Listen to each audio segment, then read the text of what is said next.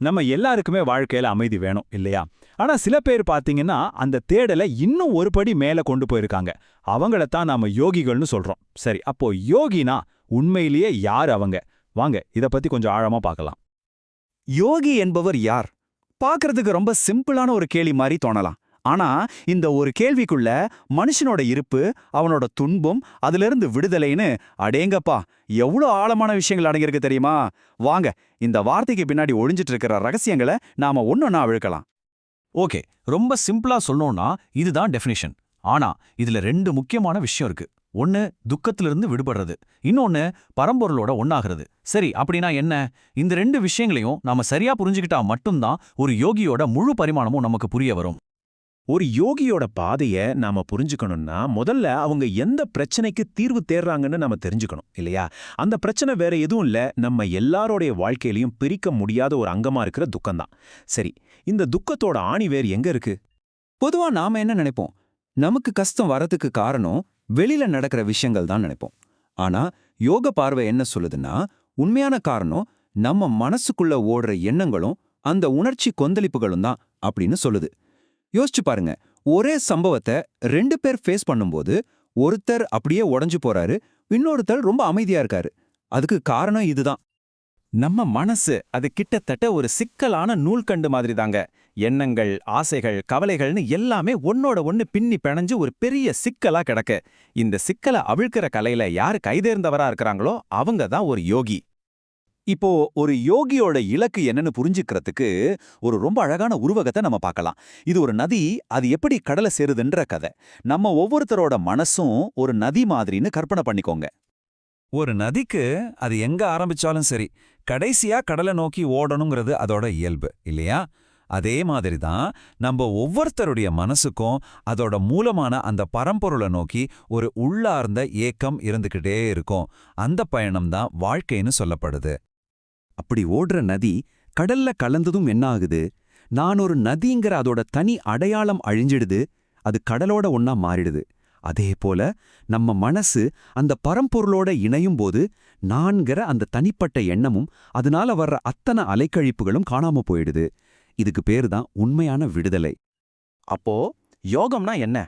அது தனிப்பட்ட ஒரு மனசு கரைஞ்சு போய் அந்த பரமாத்மா கூட பிரிக்கவே முடியாத அளவுக்கு ஒன்னா சேர்ற ஒரு நிலை. சிம்பிளா சொன்னா அந்த நதி கடலோட கலக்கிற அனுபவம் தான் யோகம். சரி, ஒரு நதி கடலோட கலந்தாச்சுன்னு வச்சுப்போம். அந்த நிலையை அடைஞ்ச ஒரு யோகியோட மனசு எப்படி இருக்கும்? அவங்களுடைய குணங்கள்லாம் என்ன? வாங்க அந்த அமைதியோட தன்மைகளை பத்தி இப்போ பார்க்கலாம். நம்ம மனசை பாருங்களேன், எப்பவுமே அதுக்கு ஏதாவது ஒன்று தேவைப்பட்டுக்கிட்டே இருக்கும். அடுத்தது என்ன, அதுக்கப்புறம் என்னன்னு ஓடிக்கிட்டே தான் இருக்கும். ஆனா ஒரு யோகியோட மனசு அந்த தேடலை நிறுத்திடுச்சு. ஏன்னா அது முழுமையை அடைஞ்சிடுச்சு. ஒரு நிறைகுட மாதிரி. ஒரு நிறைகுடத்துக்குள்ள இனிமே எதையும் ஊத்த முடியாது இல்லையா? அது மாதிரி தான் இந்த ஒரு வரி, இது யோக நிலையோட உச்சத்தையே சொல்லுதுன்னு சொல்லலாம். யோசிச்சு பாருங்க, வெளியில எவ்ளோ பெரிய புயல் அடிச்சாலும் சரி, உள்ளுக்குள்ள ஒரு சின்ன அசைவு கூட இல்லாத ஒரு மனநிலை. இத ஒரு மலையோட ஒப்பிடலாம். ஒரு பெரிய மலை இருக்குன்னு வச்சுக்கோங்க. புயல், மழை, இடின்னு எது வந்தாலும் அந்த மலை அசையாம நிக்குது இல்லையா? அதே மாதிரி வாழ்க்கையில எவ்ளோ பெரிய திலரங்கள் வந்தாலும் ஒரு யோகியோட பிரக்ஞா அது எக்தும் நிலையா கலங்காம இருக்கும். துன்பம் அவங்கள தொடலாம், ஆனா நிச்சயமா அசைக்க முடியாது. ஆனா இதுக்கு அர்த்தம் அவங்க உணர்ச்சிகளை அடக்குறாங்கன்னு இல்ல. அது தப்பான புரிதல். அவங்க உணர்ச்சிகளை முழுசா புரிஞ்சுக்கிட்டு அதுக்கு மேல அதை கடந்து போற ஒரு நிலையில இருக்காங்க. பாருங்க, ஒரு உணர்ச்சியே இல்லாத மரக்கட்டைக்கும் ஞானத்தோட ஒளி வீசும் ஒரு ஞானிக்கும் பெரிய வித்தியாசம் இருக்கு. அவங்க எந்த ஒரு செயலை செஞ்சாலும் நான் இதை செய்யறேன்னு நினைக்கவே மாட்டாங்க. அதனால அவங்க செயல்ல அகங்காரம் இருக்காது. அவங்க மனசு பரம்பொருளோட இணைஞ்சு இருக்கிறதால அவங்க கிட்ட இந்த வர்றது பரம கருணையா மட்டும்தான் இருக்கும். இதனாலதான் கோபத்துக்கும் வெறுப்புக்கும் அவங்க கிட்ட இடமே இல்ல. சரி, இவ்ளோ உன்னதமான ஒரு நிலையை அடையிறது எப்படி? ஒண்ணு மட்டும் நிச்சயம், இது ஒரு தற்காலிகமான முயற்சி கிடையாது. இது ஒரு வாழ்நாள் முழுக்க தொடர்ற பயணம். இந்த நிலையை அடையறதுக்கு பல படிகள் இருக்கு. சுய கட்டுப்பாடு, ஒழுக்கம் மாதிரியான அடித்தளத்துல ஆரம்பிச்சு தவம், பூஜை மாதிரியான பயிற்சிகள் வரைக்கும் இது ஒரு முழுமையான பாதை. இதுல ரொம்ப ரொம்ப முக்கியமானது என்னன்னா, எல்லா உயிர்கள் மேலேயும் காட்டப்படுற அந்த பரம கருணை. இது எல்லாமே சேர்ந்த ஒரு வாழ்நாள் அர்ப்பணிப்புக்கு பேரு தான் யோகம். இப்போ இருக்கிற நம்ம காலத்துல எல்லாத்துக்குமே ஒரு ஷார்ட்கட் தேடுறோம் இல்லையா? ஆனா இந்த பாதை அப்படிப்பட்டதே இல்ல.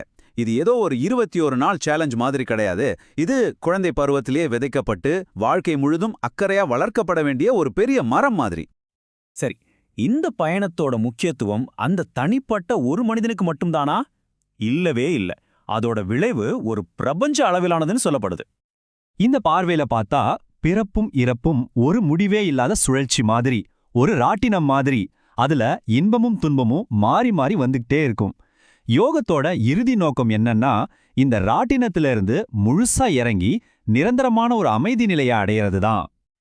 இங்கேதான் யோகத்தோட பிரபஞ்ச முக்கியத்துவம் நமக்கு புரிய வருது. பாருங்க, ஒரு யோகியோட உருவாக்கம்ங்கிறது அவரோட தனிப்பட்ட சாதனை மட்டும் கிடையாது. அது ஒட்டுமொத்த மனிதகுலத்துக்கே கிடைச்ச ஒரு பெரிய பரிசு, ஒரு பலன். இந்த எண்ணிக்கை எவ்வளவு ஆழமானதுன்னு கொஞ்சம் யோசிச்சு பாருங்க.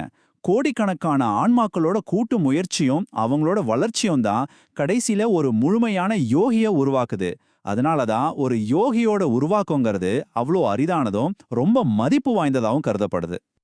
சரி, இந்த விளக்கத்தோட இறுதியில நாம ஒவ்வொருத்தரும் நமக்குள்ளேயே கேட்டுக்க வேண்டிய ஒரு கேள்வி இருக்கு. நாம வெளியில எங்கெங்கயோ தேடிட்டு இருக்கிற அந்த அமைதி ஒருவேளை நமக்குள்ளதான் இருக்குமோ? அந்த உள்நோக்கிய பயணத்தை நாம தொடங்குனா அது நமக்கு மட்டும் இல்லாம இந்த ஒட்டுமொத்த உலகத்துக்கே ஒரு பெரிய நன்மை அமையுமோ? யோசிச்சு பாருங்க.